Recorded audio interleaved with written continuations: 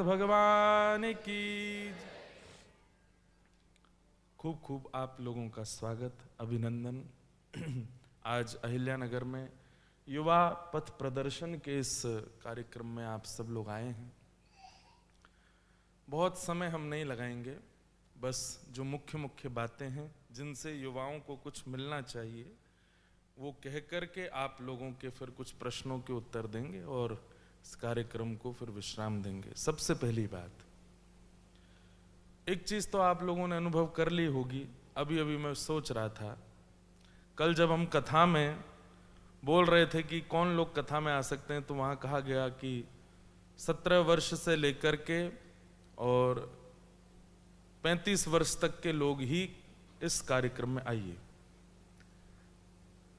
कभी भी नहीं सुना होगा वृद्ध पथ प्रदर्शन, ना, हमेशा युवाओं को ही मिलता है।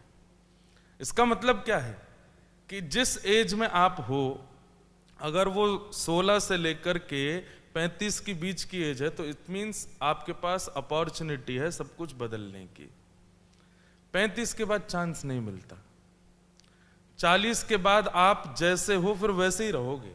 हाँ, वो आपका लक हो सकता है, जैसे कि बराक ओबामा बहुत युवा उम्र में राष्ट्रपति बन गए थे और डोनाल्ड ट्रंप 70 की उम्र में आके राष्ट्रपति बने। ये उनके पूर्व जन्म का या कोई प्रारब्ध होगा जो वो इतनी उम्र के बाद में उस पद पर पहुंचे। पर मूल बात यही है कि 17 से लेकर के 35 तक ये एज ऐसी हैं जहां पर अपॉर्चुनिटीज हैं, सही गलत, उचित अनुचित और सब श्रेष्ठ बनाने की। इसके बाद अपॉर्चुनिटी नहीं मिलती। जैसे ही आप 36, 37, 38, वैसे कई सारे लोग यहां बैठे हैं जो 35 से ऊपर के हैं। हमारे पंडित जी ही बैठे हैं सामने 50 साल के। लेकिन अब कुछ हो नहीं सकता। 35 के बाद कुछ नहीं हो सकता। 35 तक आप जैसे चाहोगे वैसा हो जाएगा। तो सबसे पहले तो यही बड़ी बात है कि इस वक्त आप उस एज में हो कि जहां सही गलत और सब कुछ निर्माण आपके हाथ में है।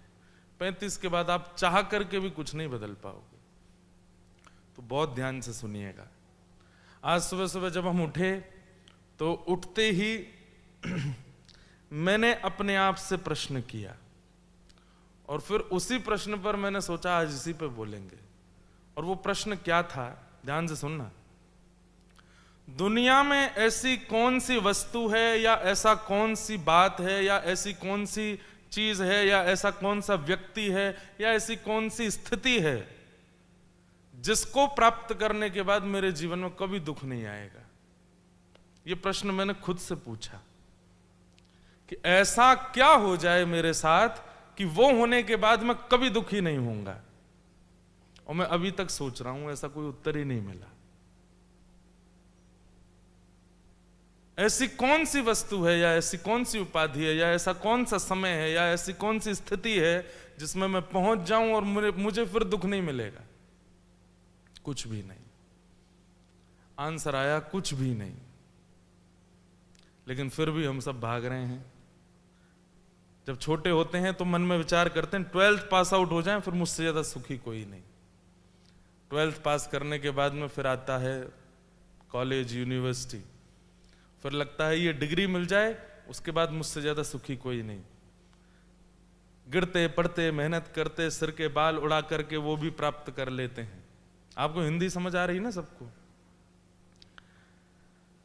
वो भी प्राप्त कर लेते हैं। उसके बाद लगता है कि अब क्या करें, सेकंड ईयर में कोई था वो मिल जाए बस, फिर मुझसे ज्यादा सुखी कोई नहीं।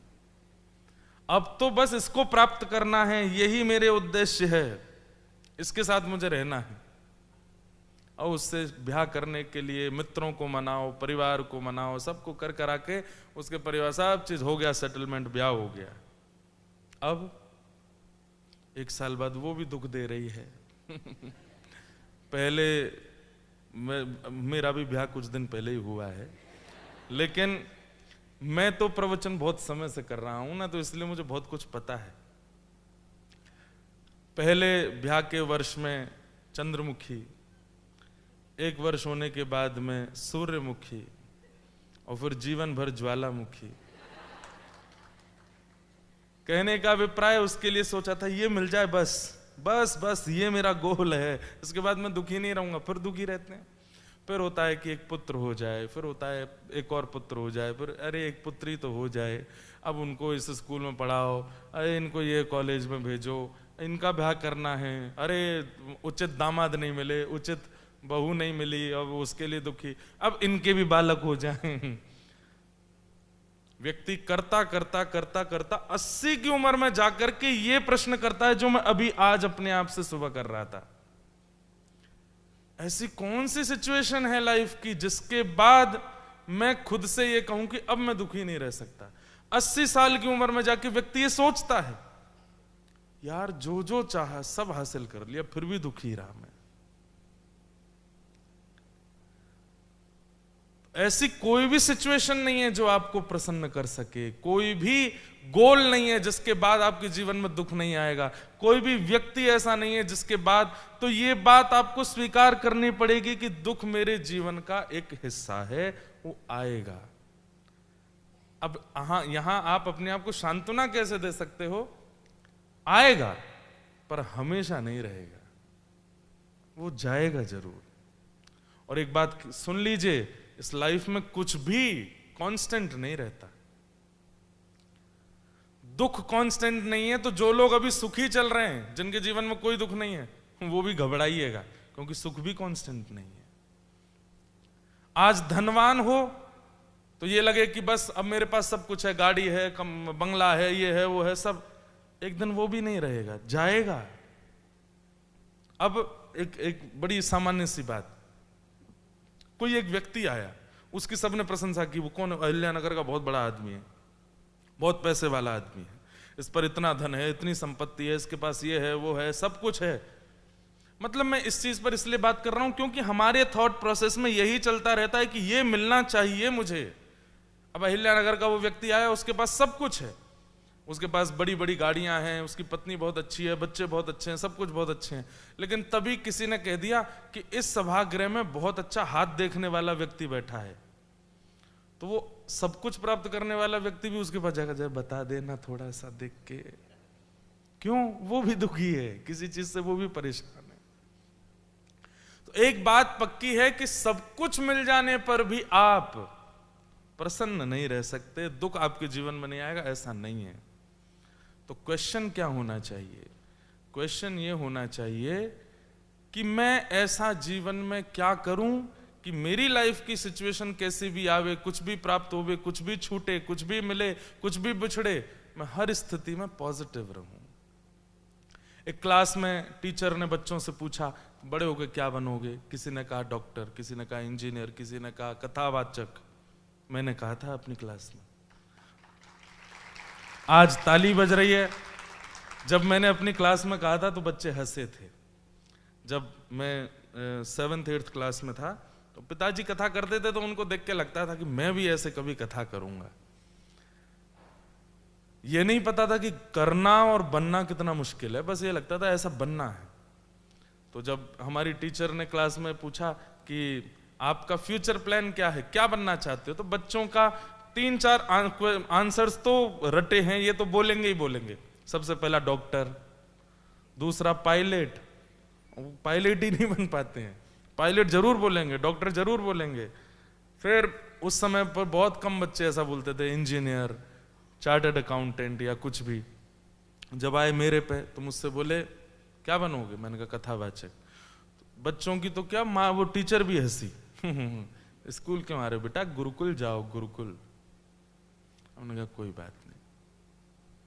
आज वो बच्चे आते हैं, इंद्रेश जी कब मिल पाओगे? मैंने बेटा 3 महीना तो समय नहीं है अभी मेरे पास, अभी तो यहाँ से वहाँ, वहाँ से वहाँ, वहाँ से वहाँ, वहाँ से वहाँ।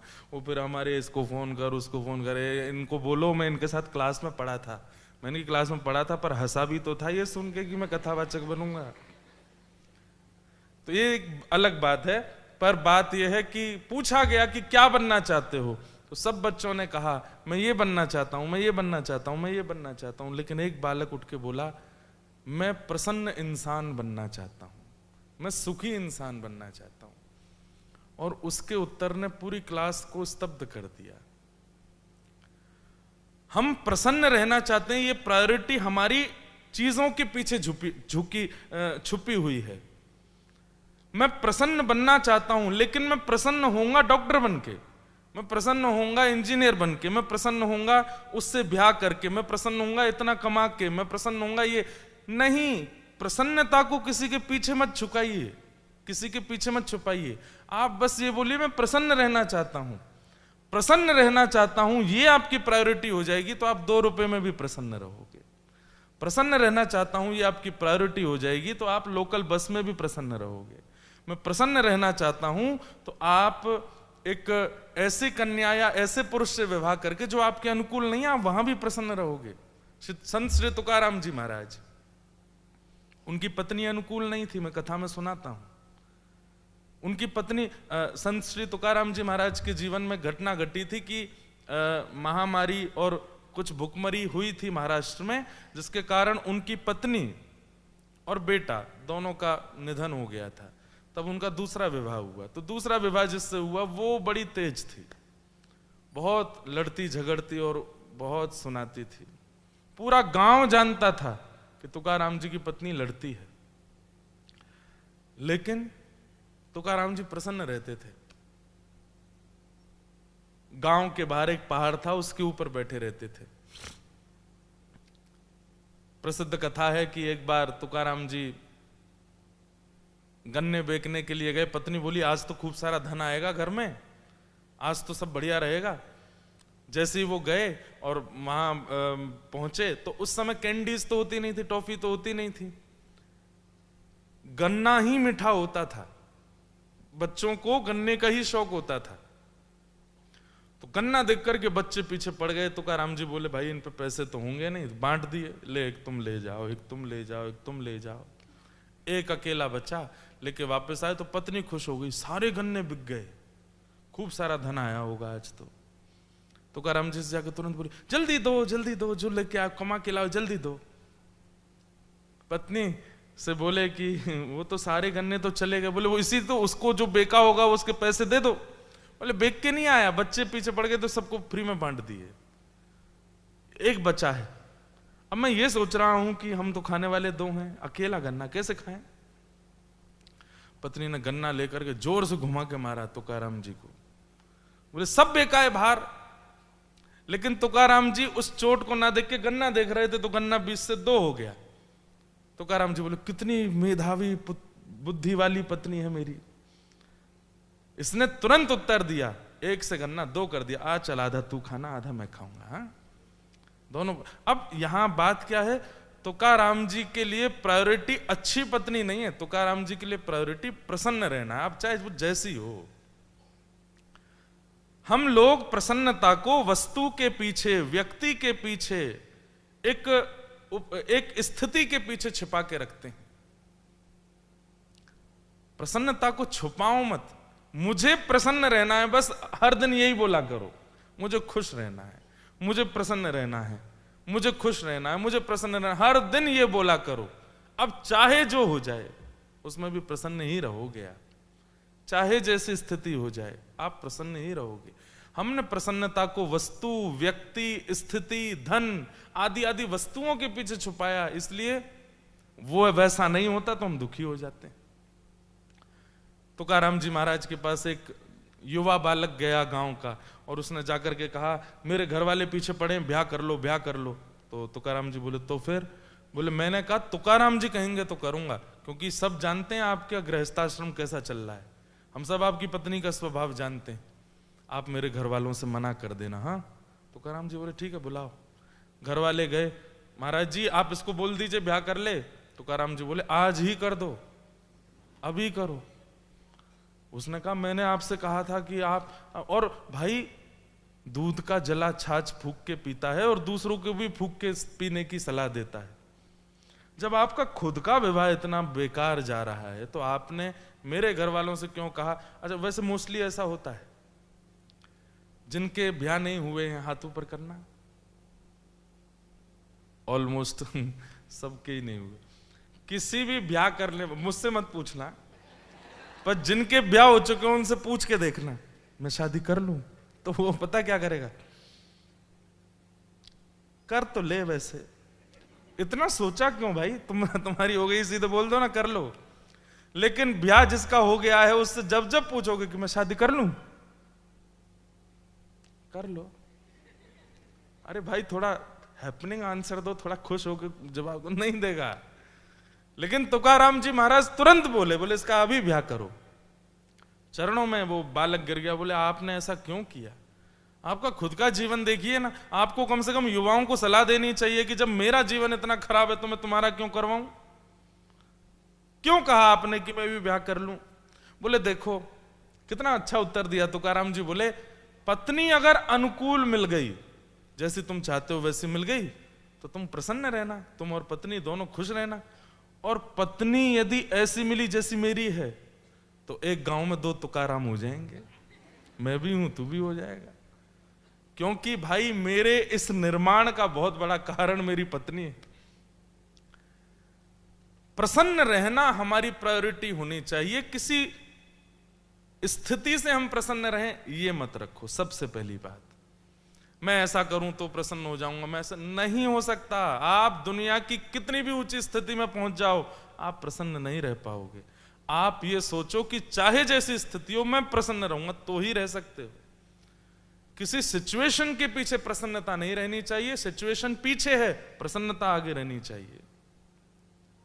2 रुपए में भी प्रसन्न रहोगे, 200 करोड़ में भी प्रसन्न नहीं रह पाओगे। इसलिए प्रसन्न रहूं, ये पहली बात। दूसरी बात, ये संसार दुखालय है। इसका नाम ही भागवत जी में दुखालय कहा गया है। यहां पर सब दुखी ही रहता है, यहां पर खुश कोई नहीं रहता।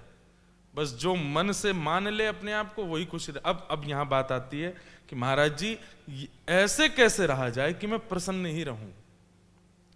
वो होगा पॉजिटिविटी से। जितना चित्त में सकारात्मक होगा, सकारात्मकता होगी, पॉजिटिविटी होगी, आप उतने प्रसन्न रहोगे। और पॉजिटिविटी कैसे आएगी? भजन से, नाम जप से, सत्संग से। आज वृंदावन के एक महाराज जी, प्रेमानंद जी, सब सुनते हैं उनको, पर उनके शरीर की स्थिति बिल्कुल भी प्रसन्न व्यक्ति वाली नहीं है। हम उनको निजी से देखते हैं, पास से देखते हैं, उनके शरीर की स्थिति बिल्कुल भी अच्छी नहीं है, लेकिन वो फिर भी प्रसन्न रहते हैं। कैसे? नाम जप से। बड़े से बड़े लोग आज उनके पास आ रहे हैं, जिनके पास में फेम में कमी नहीं है, धन में कमी नहीं है, संपत्ति में कमी नहीं है, वो भी उनके पास आ रहे हैं। क्यों? बोले महाराज जी प्रसन्न कैसे रहा जाए। वो एक ही उत्तर देते, बस नाम जपो। मैं उनका उदाहरण इसलिए दे रहा हूं क्योंकि आज सब उनको जानते हैं। मैं तुकाराम जी की बात करता हूं तो लोगों के मन में आएगा थे 500 साल पहले। मैं नामदेव जी की बात करूंगा, कहेंगे लोग थे 1000 साल पहले। ज्ञानेश्वर माउली थे पहले। लेकिन ये तो आज की बात है, इसलिए उनका प्रमाण दे रहा हूं। प्रसन्न रहते हैं, क्यों? नाम के अधीन रहते हैं।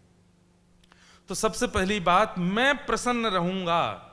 सुबह उठते ही ऐसा बोला करो, और मैं प्रसन्न रहूंगा ये कहने के बाद में ठाकुर जी का स्मरण करो, श्री जी का स्मरण करो, गुरुदेव का स्मरण करो, माता पिता का स्मरण करो। बात ऐसी है कि फेल कोई नहीं होता, लेकिन जब फेल होने के बाद व्यक्ति स्वीकार कर लेता है, हां मैं फेल हो गया हूं, तो वो फेल हो जाता है। फेलियर फेल नहीं होता, फेलियर एक नया निर्माण होता है व्यक्ति का। आप किसी भी श्रेष्ठ व्यक्ति उसको उठा के देख लीजिए, उसने लाइफ में फेलियर देखा होगा, पर फेलियर के बाद उसने उस फेलियर को स्वीकार नहीं किया होगा, इसलिए वो बन गया। लेकिन जो व्यक्ति फेलियर आने पर स्वीकार कर लेता, अरे मैं तो फेल हो गया, अब तो कुछ नहीं हो सकता, वो वहीं रुक जाता है, वहीं स्तब्ध हो जाता है। फेलियर आने के बाद में, एक रुकावट आने के बाद में, एक पीड़ा आने के बाद में, ये मत सोचिए कि बस ये तो खत्म हो गई दुनिया, यहां मेरी नष्ट है। नहीं, अब वहां से प्रारंभ है। पृथ्वी का भी सबसे पहला निर्माण प्रलय के बाद ही हुआ है। प्रलय आवश्यक है हमारे जीवन में। अगर प्रलय नहीं आएगी ना, तो हम नया निर्माण नहीं कर पाएंगे। इसलिए फेलियर जरूरी है, चाहे वो पढ़ाई में हो, चाहे वो जॉब में हो, चाहे वो आपके बिजनेस में हो, कई बार संबंधों में हो, कई बार परिवार में हो, कहीं कहीं टूटना बहुत जरूरी है, क्योंकि टूटी हुई वस्तु जब पुनः निर्माण होती है तो पहले से अच्छी होती है, पहले से मजबूत होती है, पहले से श्रेष्ठ होती है। कोई सोचे मैं कभी फेल नहीं होना चाहिए, मैं कभी, एक बात बोलूं, ऐसे व्यक्ति अगर 50, 55, 60 वर्ष का कोई व्यक्ति है और वो कभी फेल ही नहीं हुआ, इतनी नेगेटिविटी होगी उसमें कि आप उसके पास बैठ नहीं पाओगे। अहंकार भरपूर होगा, उसकी बातों में अहमता ही अहमता झलकेगी, कोई मोटिवेशन बात वो कर ही नहीं पाएगा। क्यों? उसने फेलियर देखा नहीं कभी। इसलिए फेल अगर आप हो रहे हो तो इसका मतलब वहां रुकिए मत, बस चलते रहिए। ठाकुर जी के द्वारा ये कृपा मान लीजिए कि बस ठाकुर जी मेरा कुछ और नया निर्माण करना चाहते हैं, इसलिए ये हुआ है, अब मैं आगे बढ़ूंगा। लेकिन बस वहीं उसको हृदय से लगा के मत बढ़ जाओ, अरे ये तो छूट गया, अब क्या करूंगा मैं। बस ये जैसे ही सोचा आप वहीं रुक जाओगे, वहीं नष्ट हो जाओगे, वहीं आपकी जो सीमा गति है वो रुक जाएगी। अर्जुन के साथ क्या हुआ था? महाभारत युद्ध में जाकर के जब कौरवों को देखा तो भगवान से बोला ये मेरे अपने हैं, मैं इनको कैसे मारूं, मैं युद्ध नहीं कर पाऊंगा। भगवान बोले पिछले वर्षों से युद्ध की चर्चा, युद्ध होगा, युद्ध होगा, युद्ध होगा, इतनी बातें हुई, इतनी मीटिंग्स हुई, इतनी बार हम लोग मिले जुले, कभी तूने नहीं कहा कि मैं युद्ध नहीं करूंगा, और आज तू मैदान में खड़े होकर कह रहा है कि नहीं करूंगा। यही मुझे प्रिय नहीं है अर्जुन।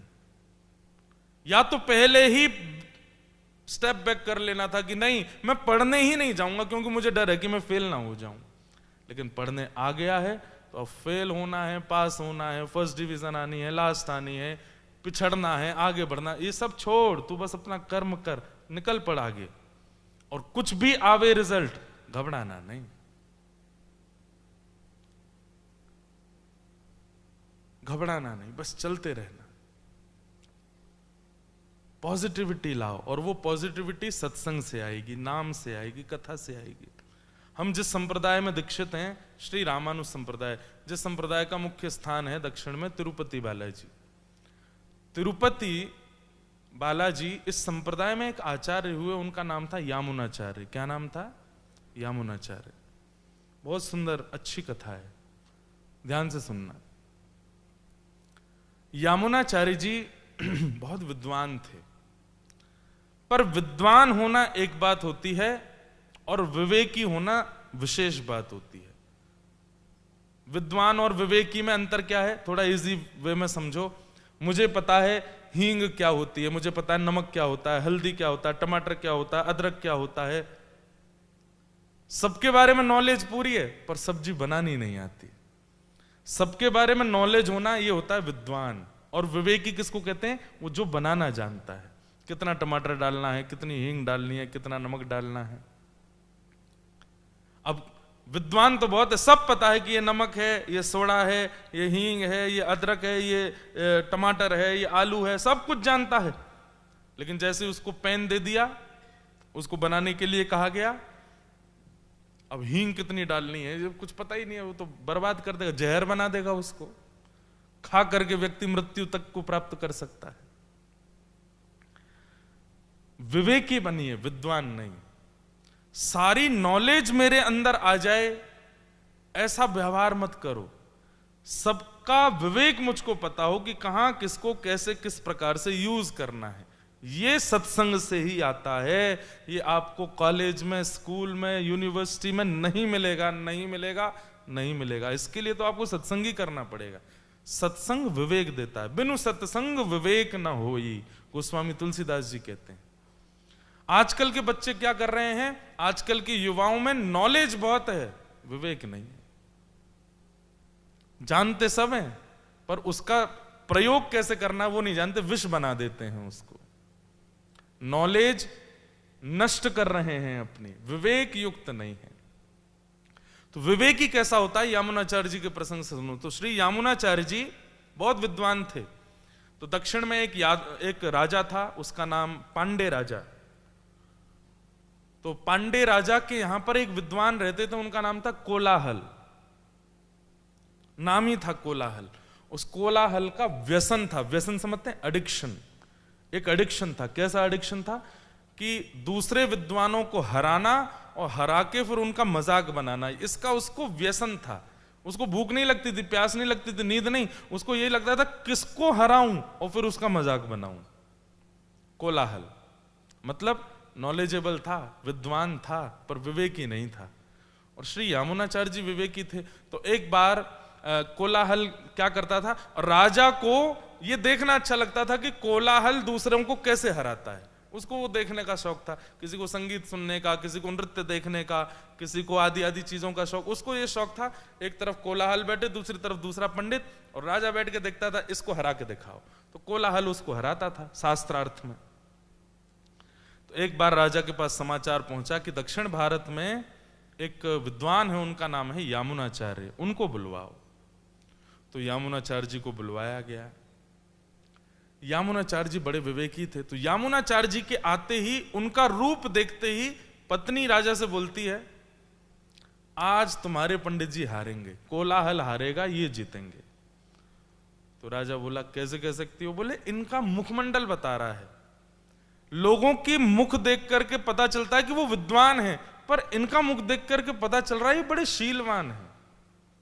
इनके नेत्रों में जो गंभीरता है, मुखमंडल पर जो तेज है, ये जिस तरीके से चल रहे हैं, जितने मतलब इतना इजी इनका सब कुछ लग रहा है, इससे लग रहा है कि ये जीत जाएंगे। राजा बोला तुम कोलाहल पंडित को जानती नहीं हो, सबको हरा देता है। रानी बोली मैं आपसे शर्त लगाती हूं, आज ये जीतेंगे। और राजा बोले अगर हार गए तो?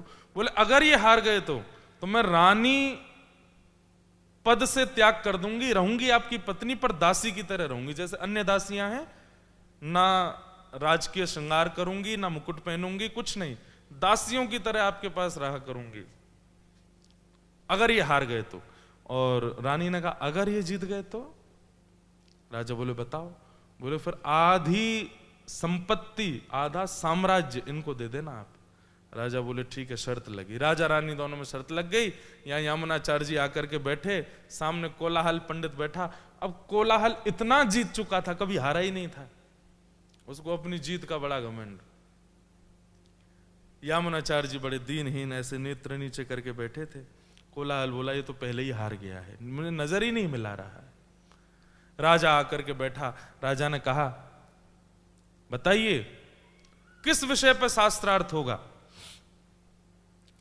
तो यामुनाचार्य जी तो शांत बैठे थे। विवेकी व्यक्ति का स्वरूप स्वभाव अलग ही होता है, उसका मतलब उसकी अदाएं नहीं होती, उसमें उसकी स्टाइल नहीं होती, वो सम रहता है, वो सीधा रहता है। उसको लगता है कि एक्स्ट्रा ऑर्डिनरी करूं क्यों, इसकी आवश्यकता कुछ नहीं है, वो सिंपल ही रहता है। सिंप्लिसिटी विवेकी व्यक्ति का लक्षण है। तो यामुनाचार्य जी चुपचाप बैठे थे। राजा ऊपर से बोला किस विषय पर शास्त्रार्थ करोगे? तो कोलाहल पंडित बोले शब्द खंडन, वाक्य खंडन, इस पर शास्त्रार्थ करेंगे। बोले कैसे? बोले ये एक वाक्य बोलें और मैं उसका खंडन करूंगा। जैसे आपने कहा अभी बाहर गर्मी है और मैं इसका खंडन करूं, बिल्कुल गर्मी नहीं है, हवा चल रही है, मुझे तो पसीने नहीं आ रहे, मतलब खंडन, वाक्य खंडन, ये शास्त्रार्थ करें। तो यामुनाचार्य जी अब बोले मुझे कितने वाक्य बोलने का अधिकार है? तो कोलाहल बोला तीन वाक्य आप बोलिए, और आप जो बोलोगे उसका खंडन मैं करूंगा। यामुनाचार्य जी बोले ठीक है। अपने गुरुदेव का स्मरण करके सबसे पहला वाक्य यामुनाचार्य जी बोले हे राजन, मेरे सामने जो कोलाहल पंडित बैठे हैं, बोले हाँ, इनकी माताजी काकबंध्या हैं। काकबंध्या का मतलब होता है जिन माता को एक ही पुत्र है और संतान नहीं है, जिनके एक ही बालक होता है, ऐसे माता पिता को काकबंध्य बोलते हैं। और कोलाहल की माताजी का एक ही बेटा था। तो यामुनाचार्य जी क्या बोले? इनकी माताजी काकबंध्या हैं, करो खंडन। और कोलाहल राजा को देखे। राजा बोले बात तो सही है, तुम अकेले ही हो, कहीं और नाजायज तुम्हारा भाई बहन हो तो खंडित करके बता दो। कोलाहल सिर पटकने लगा, नहीं नहीं नहीं नहीं नहीं, खंडन वाला नहीं करेंगे, दूसरा वाला शास्त्रार्थ करते हैं। राजा बोले अब आप पीछे नहीं हट सकते। तो पहले वाक्य में कोलाहल हार गया, यामुनाचार्य जी जीत गए विवेक से। अब देखो यहां पर उन्होंने शास्त्रों का प्रमाण दो, ये करो वो करो, लच्छेदार वाणी बोलो, मैंने उस वाले ग्रंथ में कुछ नहीं, बड़ी सिंपल सी बात कर रहे हैं, क्योंकि जरूरत नहीं है। कई बार बहुत बड़े हाथी को गिराने के लिए चींटी आवश्यक होती है। अब हमने देख लिया कि हाथी आक्रमण कर रहा है, हम बुलडोजर लेकर के आए, नहीं, ये स्वरूप नहीं, चींटी। यामुनाचार्य जी ने देखा कोलाहल इतना जीता है, इतना जीता है, इतना जीता है, बड़े बड़े महारथियों से जीता है, आज इसको चींटी से हराऊंगा, छोटी छोटी बातों से हराऊंगा। पहली बात में यामुनाचार्य जी जीत गए, कोलाहल हार गया। दूसरी बात, अब यामुनाचार्य जी से कहा गया दूसरा वाक्य कहिए।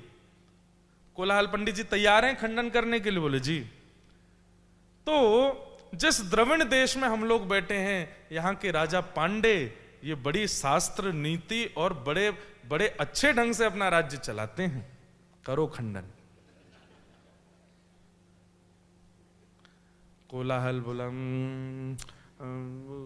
जैसे ही राजा की ओर देखा तो राजा अपनी तलवार कर रहा था, बोलो बोलो। दूसरे वाक्य में भी कोलाहल कुछ नहीं बोल पाया। राजा ने खड़े होकर के कहा, कोलाहल पंडित जी वैसे तो आपकी हार हो गई है, क्योंकि 3 वाक्यों में से कम 2 में आपको खंडन करना था और 2 में वो जीत गए, लेकिन क्योंकि आप मेरे राज्य के पंडित जी हैं, पुरोहित हैं, इसलिए मैं वचन देता हूं अंतिम वाक्य में अगर आपने खंडन कर दिया तो मैं आपकी विजय ही मानूंगा, खंडन करके दिखाओ। यामुनाचार्य जी मंद मंद मुस्कुरा रहे थे। कोलाहल पंडित जी बोले, अंतिम वाक्य कहो, थोड़ा मेरी तरफ देख के बोलना। तो यामुनाचार्य जी बोले, अंतिम वाक्य, हमारे द्रविड़ देश के राजा जो पांडे हैं, इनकी पत्नी पतिव्रता नारी हैं। राजा पांडे के अलावा किसी और पुरुष को कभी नजर उठा के भी नहीं देखती हैं। वो राजा पांडे की बिल्कुल अधीन है, इनके चरणों में, इनके भाव में वो पूर्ण रूपेण समर्पित है, करो खंडन। कोलाहल रानी को देखे, रानी बोले, राजा छोड़ देगा, मैं मार दूंगी तुझे, बोल के दिखा। अंत तो गत्वा कोलाहल पंडित जी चरणों में गिर गए, बोले मेरी अपनी हार स्वीकार करता हूं। महाराज जी, आपने व्याकरण विषय पर शास्त्रार्थ नहीं किया, आपने उत्तर मीमांसा, पूर्व मीमांसा, ऋग्वेद, यजुर्वेद, सामवेद, अथर्ववेद, इन सब पर कुछ, ये क्या सांसारिक बातों पर आप शास्त्रार्थ कर रहे थे?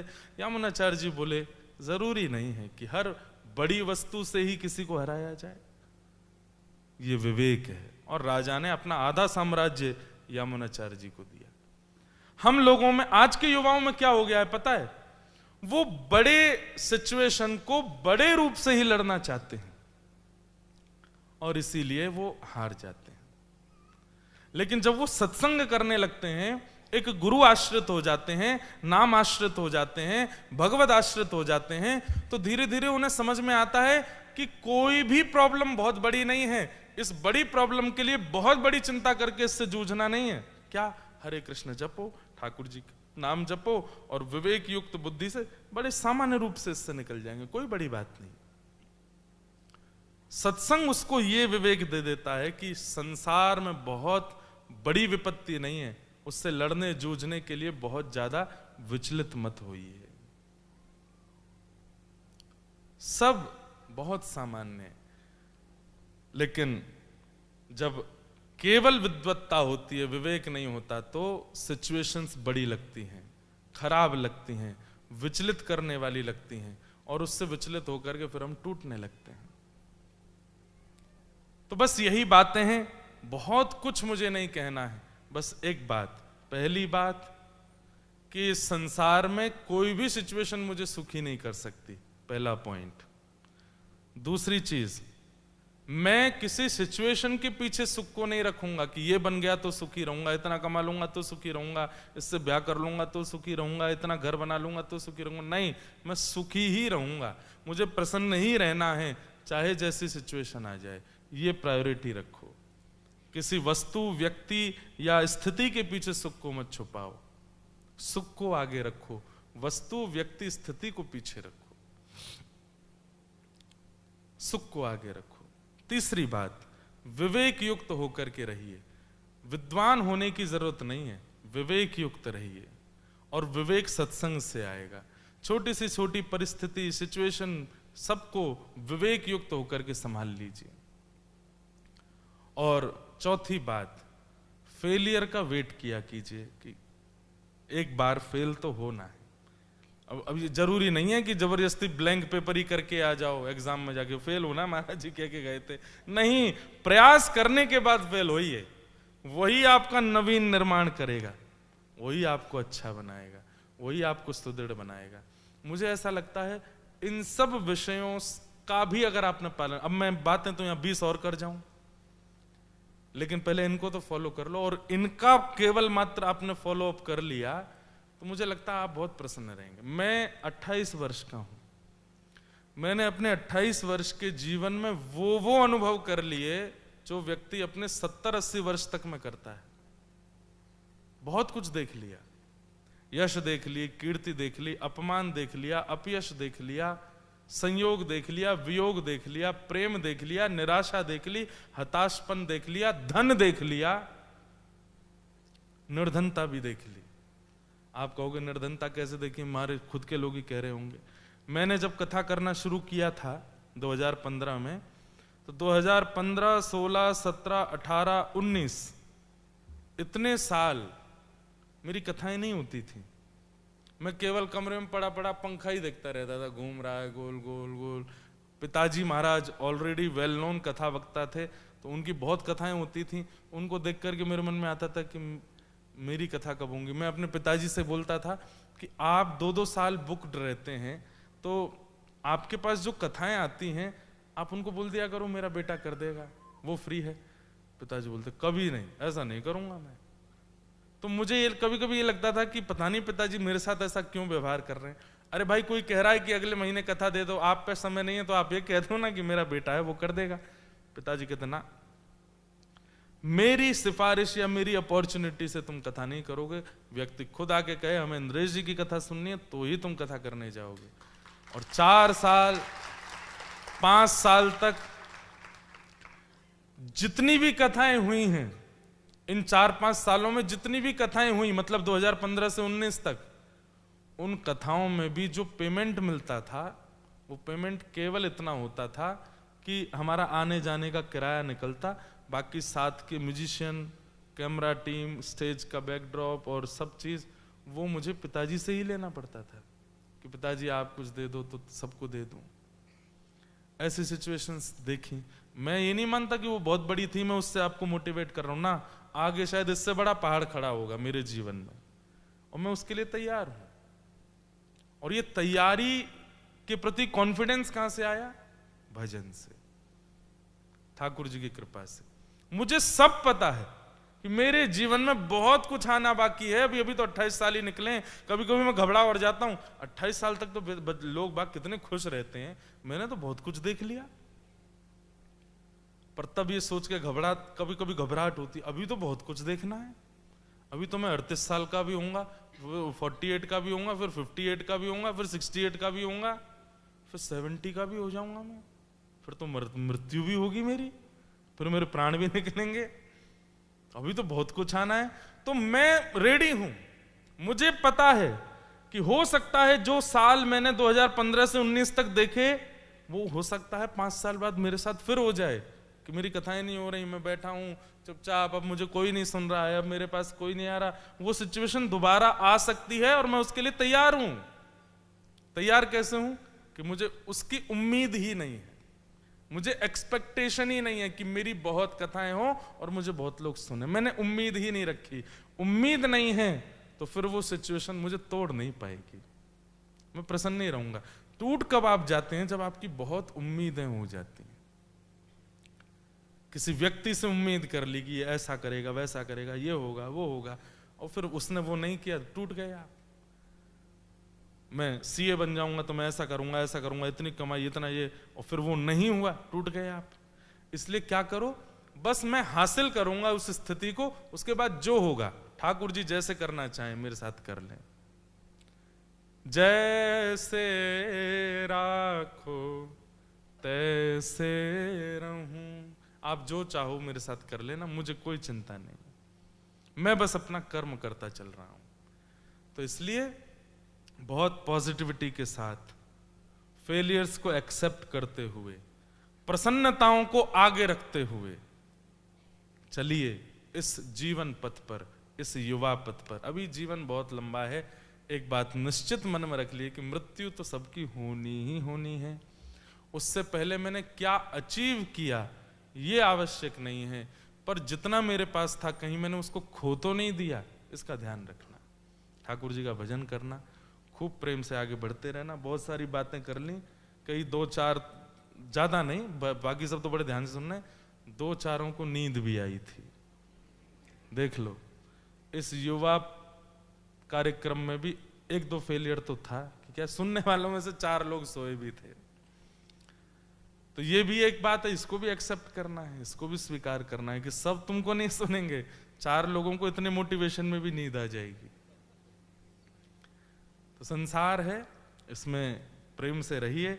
बस एक चीज याद रखिए, खूब प्रसन्न रहिए, खूब प्रसन्न रहिए, जितना हो सके अपने आप को प्रसन्न रखिए। जब ऑटो के लायक जीवन हो, ऑटो में चलने वाला, तो गाड़ी वालों को मत देखिए, साइकिल वालों को देखो, पैदल वालों को देखो। वो ऑटो में भी नहीं अफोर्ड कर पा रहे हैं, मैं कम से कम ये तो कर रहा हूं। तो जो सिचुएशन है उसमें पॉजिटिव रहो, चलते रहिए। बहुत सारी बातें हमने कह दी हैं। अब यहाँ पर कुछ 1-2 प्रश्न हैं, वो सब कथा वाले प्रश्न हैं, यहाँ नहीं कहेंगे। किन्हीं का भाव है महाराज जी कानड़ा राजा पंडरीचा गा दीजिएगा, गाएंगे, कथा में सुनाएंगे। अभी हम 5 प्रश्नों के उत्तर देंगे। अब इन 5 प्रश्नों को कौन करेगा? प्रश्न ऐसा होना चाहिए जो यहां इस शब्द को प्राथमिकता देकर के, युवा पथ प्रदर्शन, तो इससे संबंध का प्रश्न कीजिएगा और यहां बैठे हर व्यक्ति को उसके उत्तर से समाधान मिले, ऐसा ही प्रश्न कीजिएगा। तो 5 प्रश्न हैं, आप लोग हाथ ऊपर करेंगे, हम चुनेंगे कि किसको उत्तर देना है।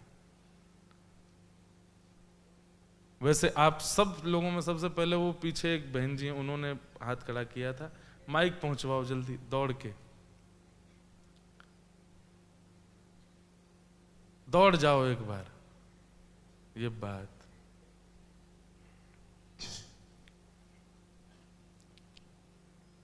राधे राधे महाराज जी। राधे राधे।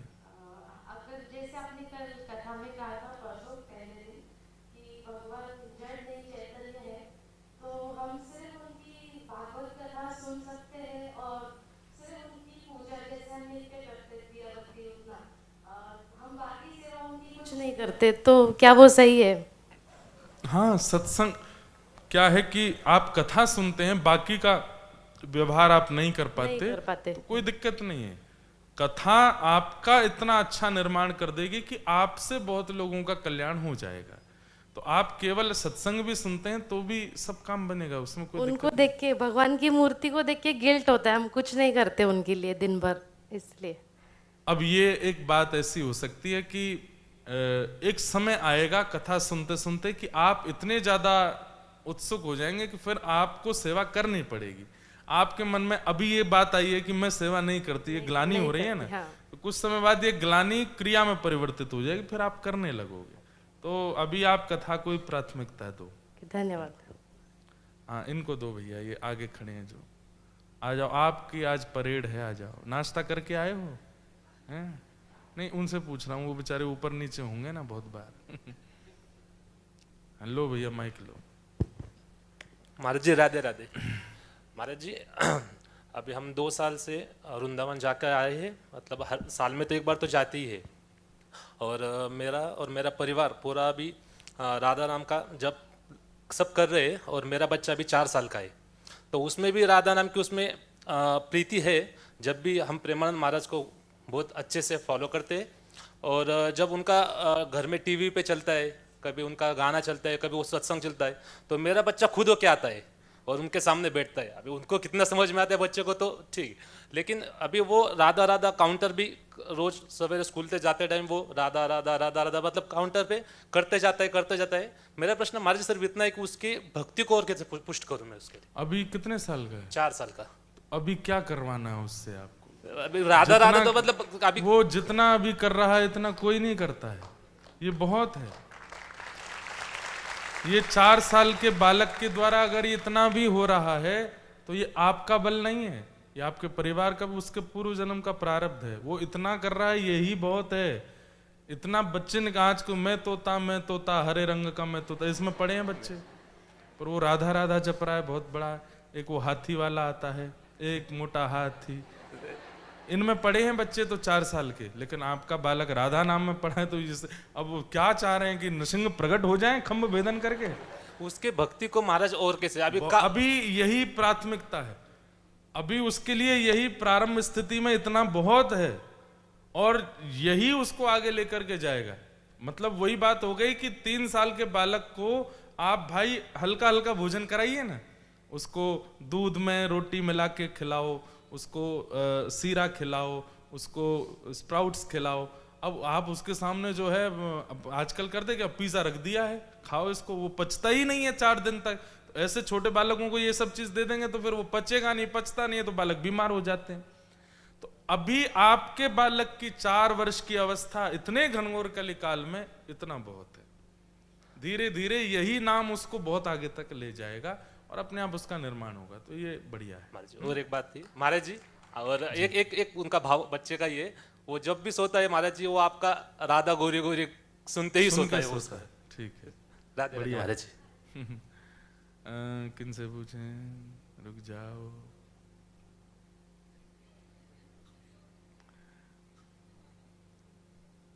उनको दो, वो बैठे हैं जिब्रा, ब्लैक एंड व्हाइट।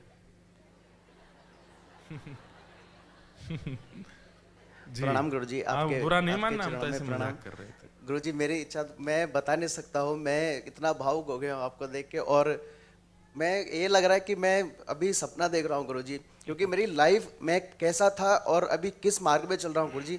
मैंने भक्ति मार्ग अभी चालू किया है। पहले मैंने ऐसे ऐसे चीज़ें देखी, नशा हो गया, ये हो गया, बट अब मैं चाहता हूँ गुरुजी कि मैं एक भक्ति के मार्ग में आगे चलूँ।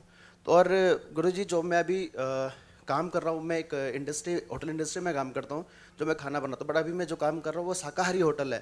पर गुरुजी अभी तो मैं कर सकता हूँ, भक्ति कर रहा हूँ, सब कुछ कर रहा हूँ, बट मेरे जीवन में ऐसे भी मार्ग आएंगे जहाँ पे मुझे अपनी जॉब के, घर वालों के लिए तो जॉब करनी पड़ेगी गुरुजी, कि ऐसे ऐसे मार्ग आएंगे जहाँ पे मुझे नॉन-वेज होटल में काम करना पड़ेगा। फिर मैं अपनी भक्ति को कैसे शुरू करूँ आगे और कैसे रखूँ उसको कि मैं अपनी भक्ति के मार्ग में चलता रहूँ गुरुजी, मार्गदर्शन करें। वृंदावन में एक संत के पास जाके किसी ने ये प्रश्न किया था बहुत पहले मतलब 500 साल पहले, कि महाराज जी मैं ऐसा क्या करूं जिससे मेरी भक्ति बढ़े। तो उन संत ने एक शब्द में उत्तर दिया कि अब तक जितना सुना और समझा भक्ति के मार्ग में उसको जीवन में उतार लो, बस अभी के लिए इतना है।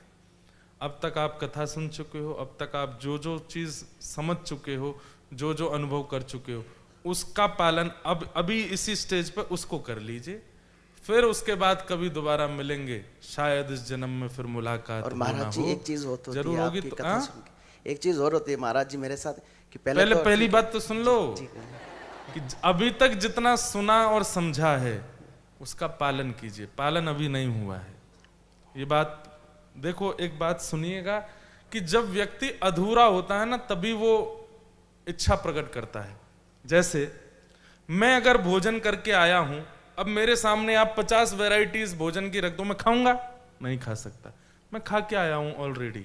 आपने चाहे कितनी भी अच्छी वस्तु बनाई है, मैं नहीं खाऊंगा। मैं अधूरा होऊंगा, मेरा पेट में जगह होगी तो ही मैं खाऊंगा। आपका ये प्रश्न क्या है कि महाराज जी मैं अब भक्ति मार्ग में आ गया हूं, मैं कथा सुनता हूं, मैं ये करता हूं, मैं वो करता हूं, सब कुछ करता हूं, अब इसमें आगे कैसे बढ़ूं? इसका मतलब है कि पूर्व का जितना अभी तक सुना है वो अभी पाया नहीं है, इसलिए हमारे अंदर अब आगे बढ़ने की इच्छा है, कुछ और टेस्ट करने की इच्छा है। पहले पूर्व का जो है पहले उससे अपना पेट भर लीजिए, जब उसको पचा लेंगे, पच करके वो स्थिति अलग बनेगी तो अपने आप और पाने की इच्छा होगी। तो पहले पूर्व का जो प्राप्त है उसको पचा लीजिए, फिर आगे के बात करेंगे, आगे और क्या करना है। ठीक है? कितने प्रश्न कितने हो गए? 3 हो गए? नहीं 3 हो गए, एक पीछे एक आगे एक बीच में, 3 हो गए। जिसका हाथ सबसे सीधा होगा उसको पूछूंगा। कौन है? आप खड़े हो गए हैं।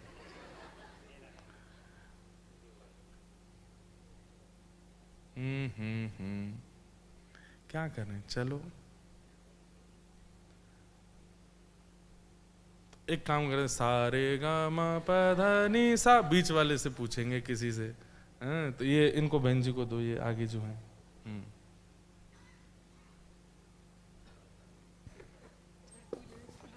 हरे कृष्णा महाराज जी, मेरे को अभी यही नहीं लग रहा कि मैं रोऊं कि हंसूं, क्योंकि हंस रही हूँ। मतलब मेरे को समझ में नहीं आ रहा कि मैं हंसूं कि रोऊं, मतलब मेरे को ये सपना ही लग रहा है सब कुछ।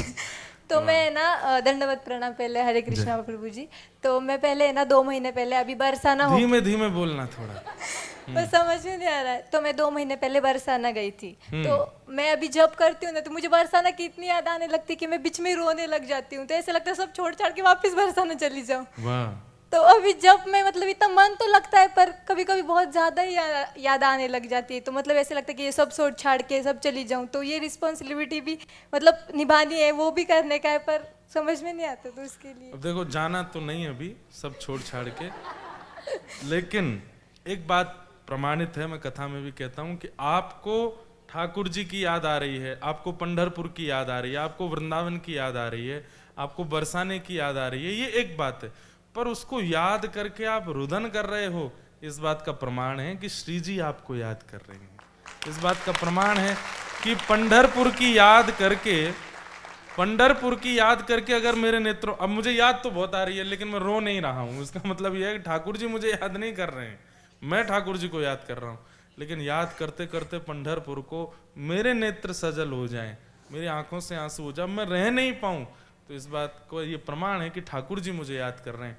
अब इसमें करना क्या है कि चलो वो मुझे याद कर रहे हैं ना, मैं अभी जा तो नहीं सकता, मैं इसी से ही प्रसन्न हो जाता हूं कि मेरे अश्रु ये प्रमाण दे रहे हैं कि वो भी मुझे याद कर रहे हैं।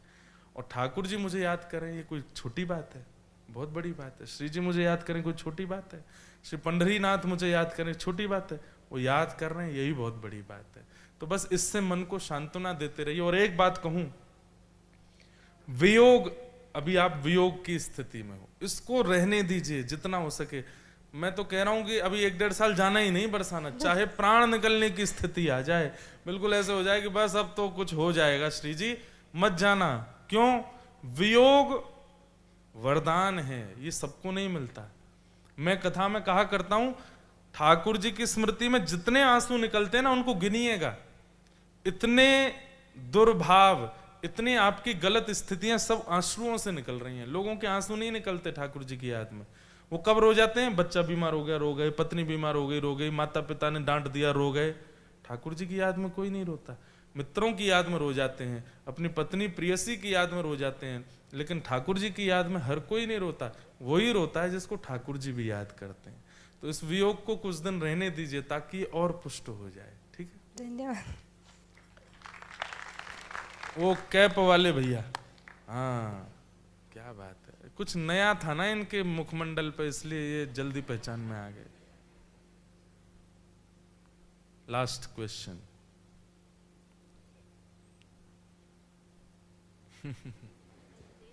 रुक जाओ, क्या कह रहे हैं? हेलो, राधे राधे गुरुजी। राधे राधे। मुझे ये पूछना है कि यहाँ पे सब स्टूडेंट ही बैठे हुए हैं, मोस्ट ऑफ 90% स्टूडेंट है, तो उन सब का भी सवाल यही होगा, वही मैं पूछना चाहता हूँ आपसे कि हम श्री कृष्ण भक्ति में होते हैं या किसी भी भक्ति में होते हैं, अगर हमें फेलियर जल्दी मिलता है, जो कि स्टूडेंट के लिए फेलियर जल्दी मिलता है, और उस फेलियर में स्टूडेंट संतुलन खो देता है अपना, तो तब श्री जी की भक्ति और उनके प्रति जो हमारा लगाव है, उसमें हम मतलब भगवान से जुड़ाव कैसे रख सकते हैं कि जब हम उस फेलियर में होते हैं और हमारा मन नहीं करता है कि हम ये पूजा भक्ति करें, तो हम तब हमें जुड़ाव कैसे रखना है भगवान के प्रति? अभी हमने इस बारे में बहुत बात की थी कि फेलियर को आपको ये पहले तो उसको ये नाम से संबोधित करना बंद कर दो कि ये नाश है हमारा, नहीं, वो आपका नवीन उत्थान है। फेलियर के बाद ही आप कुछ नया कर पाते हैं, बस वहां रुकना नहीं, उसको स्वीकार मत करना। मैंने कहा ना कि मैं फेल हो गया, ये आपने स्वीकार कर लिया, तब आप फेल हो गए। मेरे मार्क्स कम आ गए या मैंने जो चाहता था वो नहीं मिला, वो आपके साथ हुआ, पर आपने उसको स्वीकार नहीं किया। मतलब वही बात होगी, पिताजी कह रहे क्यों रे फेल हो गया, नहीं मेरा है ही नहीं रिपोर्ट कार्ड, मैं तो बहुत अच्छा करके आया था। 2-4 पिटाई तो करेंगे, लेकिन ये स्वाभाविक रूप से आपको स्वीकार करना, नहीं मैं नहीं हुआ हूं, मैं नहीं हुआ हूं फेल, मैं इसको करके दिखाऊंगा। पिताजी आप ही देखना, आप ही लेके आएंगे रिपोर्ट कार्ड, मेरे पीठ थपथपाएंगे, देखिएगा अभी ये क्या हुआ मुझे नहीं पता, मैं इसको स्वीकार नहीं करता। ये एक कागज का पत्र मेरे सामने आया, पर मैं इसको स्वीकार नहीं करता, देखना मैं करूंगा। अब बात आती है कि उस सिचुएशन में हम ठाकुर जी को कैसे याद रखें। तो वो सुप्रीम है। सुप्रीम का मतलब क्या होता है कि सब कुछ उनके हाथ में है, विधि के हाथ में है। मेरा काम प्रयास करना है, पर प्रयास के बाद भी मुझे उपलब्धि देना या मेरे को अनुपलब्धि देना, ये ठाकुर जी के हाथ में। ये विश्वास मेरे मन में है तो हम उनके प्रति एक भाव रखते हैं। घर में भूख लगी है तो सुप्रीम माँ है, माँ को याद रखना पड़ता, क्योंकि वही खिला सकती है हमको। ऐसे ही जीवन में होने वाली घटना दुर्घटना सब मैं करूंगा जरूर, पर उसको संभालना बिगाड़ने की जिम्मेवारी ठाकुर जी के हाथ में। आपके मन में ये विश्वास आ गया तो फेल होते ही याद आएगी कि नाथ सब आप कर सकते हो, कृपा करके मेरे को बस इस मार्ग से ठीक करिए, और बाकी रही बात आपको जो करना है करिए, मुझे वो दिक्कत नहीं। अगर फेल होने से मेरा जीवन अच्छा चलेगा तो मुझे फेल ही कर दीजिए, लेकिन कहीं ना कहीं अगर मैं ठीक हो करके इससे निकल करके अगर मैं कुछ अच्छा हासिल कर सकता हूं तो कृपा कर वो दीजिए। मारा गिरधर लाल थारो नचायो नाचूं, आप जैसे चाहो मुझे नचाओ, पर आप कृपा करो। उसके लिए आपके अंदर ये विश्वास होना बहुत जरूरी है कि वो सुप्रीम है। मेरा काम कार्य करना है, पर उस कार्य को व्यवस्थित करने की सामर्थ्य ठाकुर जी में है, और ये विश्वास करके आप उनका स्मरण कर सकते हो कि नाथ ये बिगड़ गई है चीज, मैं संभालने का प्रयास कर रहा हूं, पर आप बस कृपा करना, और बस ये स्मृति करना। अब लोग बात ये मत सोचना कि मंदिर में जाके नारियल चढ़ाना, आरती करना, अगरबत्ती करना ये आवश्यक होता है फेलियर के बाद, नहीं। मन में विश्वास कर लो ठाकुर जी मेरे साथ हैं, सब मंगल में होगा, सब अच्छा होगा। ये विश्वास ही बहुत बड़ी भक्ति है। मंदिर जाना ही भक्ति नहीं कहलाता है, मन में ठाकुर जी के प्रति संबंध विश्वास प्रकट होना ये बहुत बड़ी भक्ति का स्वरूप है। और एक बात थी, मैं पूछ सकता हूँ जी? जो कि हम अहिल्यानगर वासियों के मन में जो आपके प्रति भाव है, वो मैं एक 4 पंक्तियों में आपके सामने रखना चाहता हूँ, अगर आपकी अनुमति हो तो। जी जल्दी से। आकाश गंगा में जब तक सितारे रहे, आकाश गंगा में जब तक सितारे रहे, मेरे गुरुवर तेरी जिंदगानी रहे, जिंदगानी रहे हो गुरुदेवा, हो गुरुदेवा, गुरुदेवा, हो गुरुदेवा। ओ ज्ञान अपने गुरु से जो पाया, इसको घर घर में जाकर लुटाया, पूजा मन से करे, सेवा तन से करे, पूजा मन से करे, सेवा तन से करे, अपना जीवन तेजस्वी बनाते रहे, बनाते रहे हो गुरुदेवा, हो गुरुदेवा, गुरुदेवा, हो गुरुदेवा। तुमको मेरी उम्र लग जाए, कोई हो जाए ऐसा उपाय, तुमको मेरी उम्र लग जाए, कोई हो जाए ऐसा उपाय, हो इस धरती पे तुम लेना फिर से जन्म, हो इस धरती पे तुम लेना फिर से जन्म, तेरी सेवा और दर्शन नित पाते रहे, नित पाते रहे हो गुरुदेवा, हो गुरुदेवा, गुरुदेवा, हो गुरुदेवा, हो गुरुदेवा। राधे राधे गुरुजी। आपने एक पंक्ति इसमें कही थी कि जब तक सितारे क्या, आकाश गंगा में जब तक सितारे रहे, मेरे गुरुवर तेरी जिंदगानी रहे। तो अमावस्या के दिन तो सितारे दिखते नहीं, उस दिन गुरुजी चले जाएंगे। नहीं, वो एक दिन छोड़कर बाकी जो 30 दिन है उसमें। तो अमावस्या के दिन क्या, जब गुरुजी चले गए फिर क्या होगा? पर दूसरी बात आपने कही गुरुदेव आप फिर जन्म लेना, हम यहाँ कह रहे हैं कि भाई भग लो यहाँ से, दोबारा नहीं आना है। नहीं, बट आपसे जो हमें ज्ञान मिल रहा ये है तो वो हम हमें आपको- निरंतर 7 जन्मों तक मिलता रहे। बहुत बढ़िया। ये पंक्तियों के प्रति ये भाव है। पंक्ति इसको बदलना थोड़ा सा कि गुरुदेव ना आ पाओ ना हम आए दोबारा इस दुनिया नहीं नहीं, बिल्कुल भी नहीं। हाँ, बस दोनों वैकुंठ में मिले हैं, वहीं रहेंगे साथ में, और यहाँ नहीं आना है। भैया सुनो, नहीं आपको, ये तो हम देखो ऐसे थोड़ा हंसी मजाक कर रहे हैं ना, युवाओं के बीच में बैठे हैं, थोड़ा हंसी मजाक हो, इनके लिए ताली बजाओ, क्या बढ़िया गाया। लेकिन शब्दों में ये बदल देना थोड़ा सा। एक तो गुरुजी आप सितारे जब दिखें तभी देखो, नहीं, जब तक पृथ्वी है, जब तक अग्नि है, जब तक, हाँ सूर्य का उपमा दे सकते हैं, जब तक सूरज चांद रहेगा हमारे गुरुजी का नाम रहेगा। क्योंकि सूर्य चंद्रमा कभी ढकते नहीं, वो सदा रहते हैं। ये तो अमावस्या वाले दिन तो तारे दिखते ही नहीं है, फिर गुरुजी कहाँ चले जाएंगे।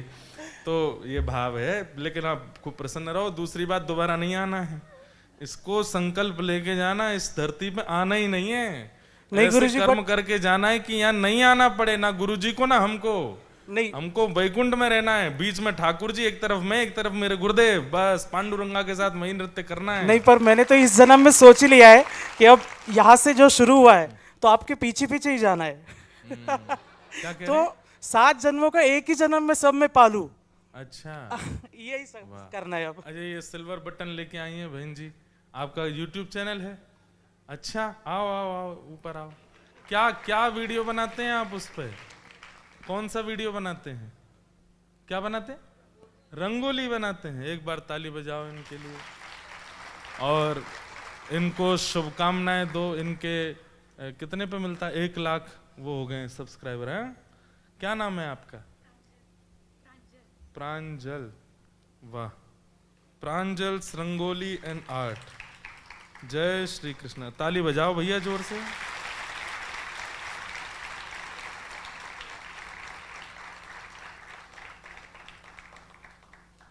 खूब अच्छा, खूब सुंदर सुंदर, आप ऐसे ही बनाते रहिए, है ना। अब अंत आपका सवाल है तो फिर इनके बाद हम यहीं विश्राम कर देंगे। ये कुछ बना के लाई बहन जी, आप भी आ जाओ। और कोई भी कुछ बना के लाया है क्या? अच्छा, लाओ लाओ, जल्दी आ जाओ। हाँ, प्रश्न क्या है? इस पे बोल दो। हैं? अच्छा, मैं टीचर थी तो हाँ। मैंने टीचिंग छोड़ दी क्योंकि मुझे ना ऐसा लगता था कि मैं भगवान के लिए कुछ करूं। जी, मैं पहले टीचर थी तो मैंने टीचिंग छोड़ दी हाँ, क्योंकि मुझे भगवान के लिए कुछ तो सेवा करनी थी हर दिन। तो इसीलिए मैंने मतलब रंगोली चॉइस की कि हर दिन मैं भगवान के लिए रंगोली निकालूंगी और उसमें ही करियर आप दोबारा करूंगी। टीचिंग में जा सकते हैं अब? नहीं कितने साल हो गए छोड़े हुए? नहीं, मैं 20 साल में टीचिंग स्टार्ट की थी और 2 साल में छोड़ दी मैंने। अच्छा, तो अभी कितना टाइम हो गया छोड़े हुए? अभी मैं 22 साल की हूँ। अच्छा, 2 ही साल हुआ है 2 छोड़े ही हुए। साल हो गए। वैसे देखो, अभी आपने रंगोली चूज की क्योंकि आपको भगवान के लिए कुछ करना था, पर इसमें एक बात जो लगी वो ये कि अभी आपने अपने लिए विचार किया कि मैं अपनी भक्ति करूं। पर टीचिंग करके आप कितने सारे बालकों को भगवत भक्त बना सकते हो। अब जैसे मैं पढ़ता हूं, मैं अपने गुरुदेव से ज्ञान लेता हूं, कल को मैंने सोचा कि अब मैं कथा सबको नहीं सुनाऊंगा, खुद को सुनाऊंगा।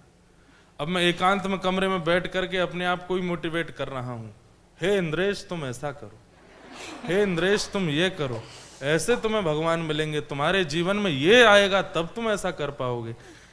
तो ठाकुर जी भी हंसेंगे वैकुंठ में कि अरे भाई, जब ज्ञान लिया था, भक्ति मार्ग पर आना था, तो सामर्थ्य थी तो सबको लेके चलते, अकेले क्यों? सबको लेके चल रहे हैं।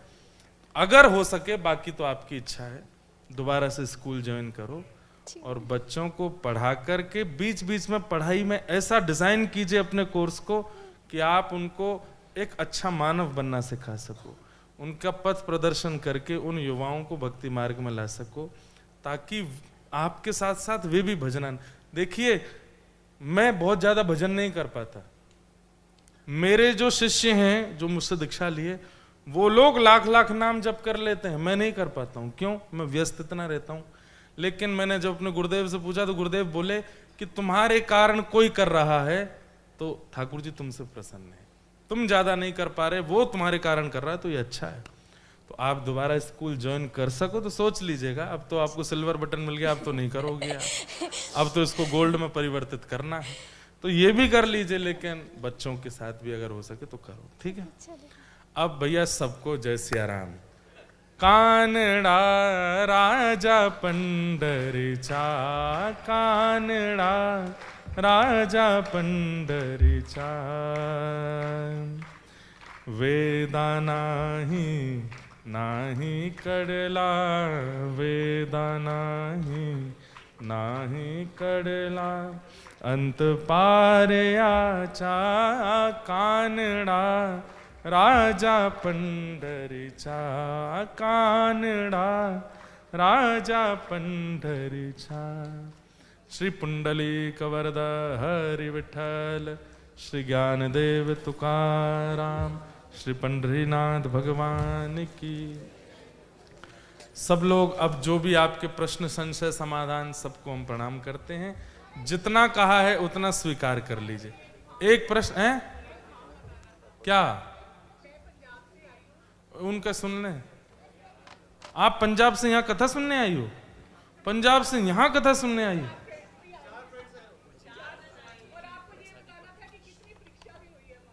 हाँ जी, अच्छा इनको माइक देना भैया एक बार। कौन से बाबा की? अच्छा, हाँ मैं जरूर जाऊंगा। जय, बड़ी कृपा, जय हो, धन्यवाद जी।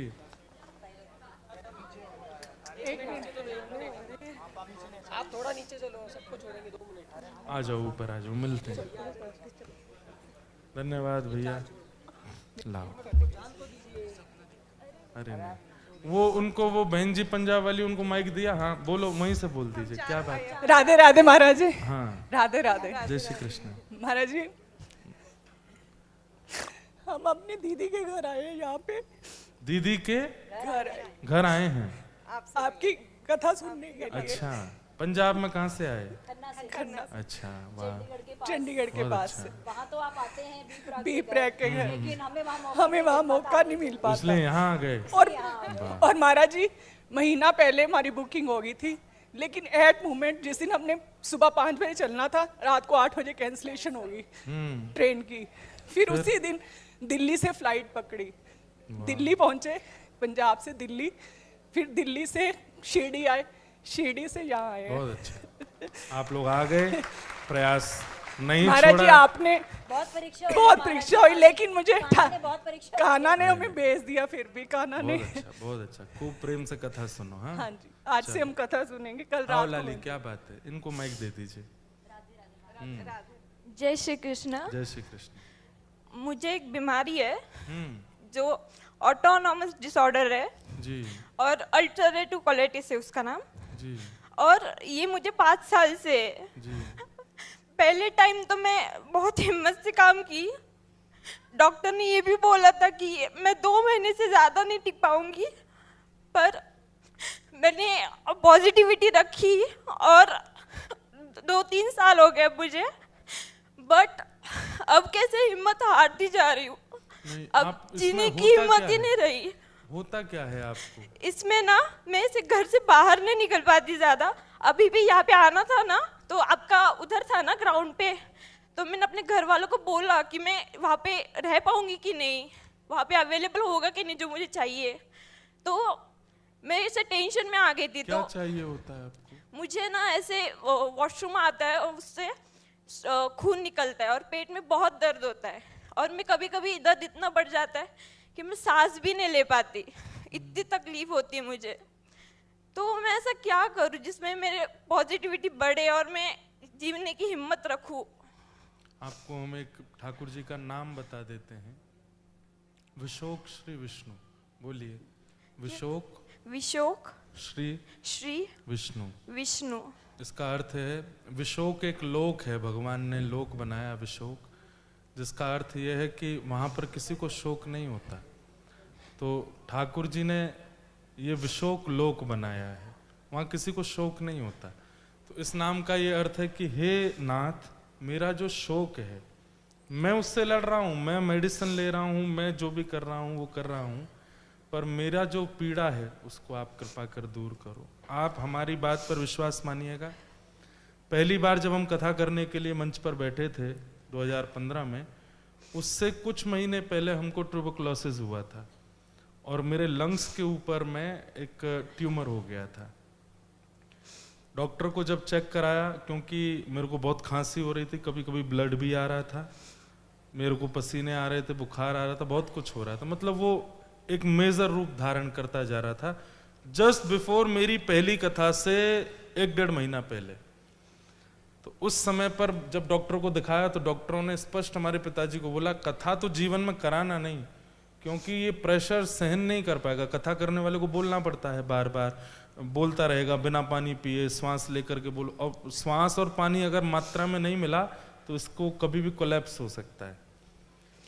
उस पीरियड में इस नाम और नारायण कवच, ये 2 चीज ऐसी थी जिनका मैंने आश्रय लिया, और मैं इतने विश्वास के साथ था ठाकुर जी के साथ कि वो मेरा शोक दूर करेंगे। जो पीड़ा सालों में ठीक होनी थी वो महीनों में नहीं, वो केवल 22 दिन में ठीक हो गई। तो अब आपको करना क्या है, ये कोई प्रारब्ध है हमारा कि हमको ये पीड़ा है। मैं यही सोचती हूँ कि मैंने कभी किसी का बुरा नहीं चाहा, नहीं, कभी आप दिल कभी ने किसी दुखा, का फिर बुरा भी कर हो भी नहीं गया। सकते, कभी कुछ बुरा है भी नहीं, ये कोई जीवन का प्रारब्ध है, आ गया है। हारना नहीं है, सबसे पहली बात तो अपने विल पावर को, ये रखो पांडुरंग भगवान सब अच्छा करेंगे, रोज हंसा करो, रोना नहीं, अभी हंसो, हाँ हंसो कि सब बहुत, और आप सबसे स्पेशल हो। क्यों? लोगों को मानसिक तनाव मिलता है, लोगों को बौद्धिक तनाव मिलता है, और उससे लोग जो मरने वाले नहीं है वो जान गंवा देते हैं आत्महत्या करके, पर आपको केवल शारीरिक तनाव ठाकुर जी ने दिया, उसकी पीड़ा आप ही सहन कर सकती हो, पर फिर भी मानसिक बौद्धिक तनाव बहुत बुरा होता है।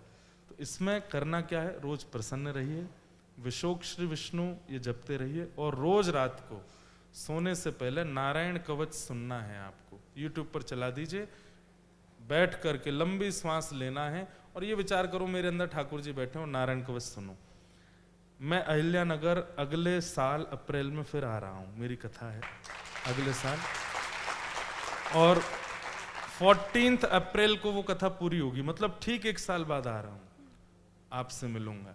इस चीज का पालन करना, और फिर मुझे बताना, यहीं मिलेंगे हम दोनों, हाँ सब लोग आना दोबारा से, और 1 साल के अंदर ये क्या अनुभव करने वाले वो हम उस पर चर्चा करेंगे। मुझे ना रात को बिल्कुल भी नींद नहीं आती, मैं जरा भी नहीं सो पाती। तो फिर एक और चीज कर लो अगर कर सको तो, और बहुत गजेंद्र मोक्ष डरावने का सपने आते हैं। गजेंद्र मोक्ष का पाठ प्रारंभ कर दो। गजेंद्र हाँ, श्रीमद् भागवत में गजेंद्र मोक्ष है, उसके लिए कहा जाता है दुष्स्वप्न नाश, जो दुष्स्वप्न होते हैं वो नष्ट होते हैं। तो नारायण कवच से पीड़ा दूर होगी, गजेंद्र मोक्ष से दुष्स्वप्न दूर होगा, और आपको फिर ठाकुर जी प्रदान करेंगे। ठीक है, अब प्रसन्न रहो। क्या नाम है आपका? मधुरा रत्न पारखी। मधुरा रत्न पारखी। पारखी, हाँ कितना अच्छा नाम, मधुरा रत्न, वाह बहुत अच्छा नाम। नहीं, मधुरा नाम है, रत्न पारखी मेरा सरनेम है। अच्छा, रत्न पारखी, मधुरा नाम है, हाँ। वाह बहुत, फिर भी बहुत अच्छा नाम है। ठीक है, धन्यवाद। जय श्री कृष्ण। जय श्री कृष्ण। अब बाकी सब लोगों को क्या आपको कुछ देना है, ये दे दीजिए, लेके भैया दे दो इनसे। और क्या है? हाँ मैं दूंगा, उत्तर दूंगा। आइए, और क्या है? जल्दी से दे दो। एक छोटा सा क्या है? एक मिनट अभी रुक जाओ। जय, धन्यवाद। लाइए, बहुत सुंदर। ठाकुर जी का चित्र बनाने वाले जितने भी लोग हैं उनको बहुत बहुत प्रणाम है। क्योंकि जितनी देर आप चित्र बनाते हैं ठाकुर जी का स्मरण करते रहते हैं, इसलिए बहुत बड़ा भजन है। खूब आपको ठाकुर जी कृपा करें। लाओ बहन, क्या है? जय श्री कृष्ण। चरण नहीं छुओ, ऐसे दे।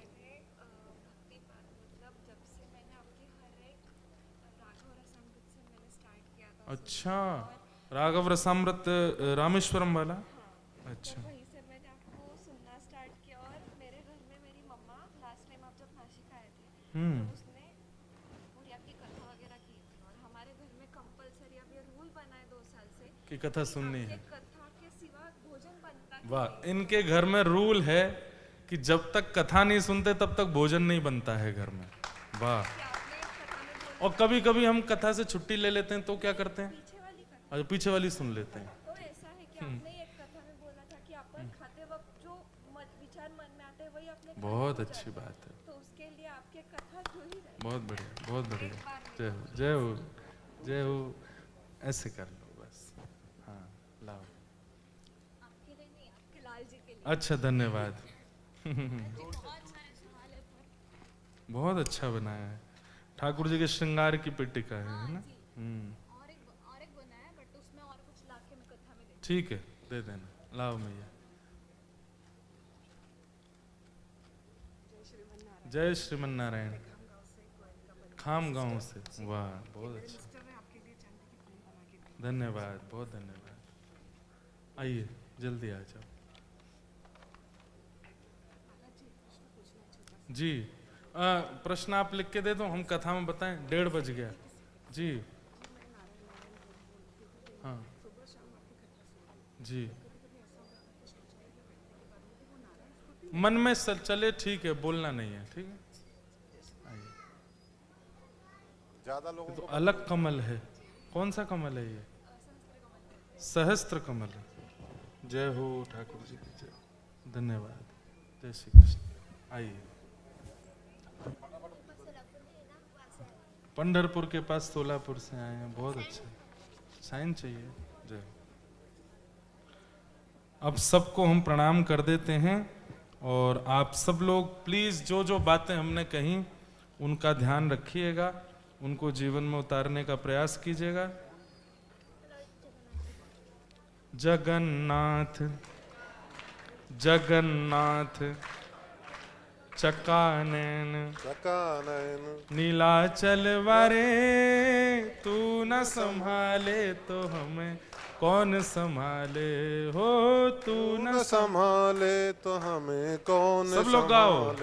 हे जगन्नाथ चकानैन जगन्नाथ जगन्नाथ चकानैन चकानैन नीलाचल वारे, तू न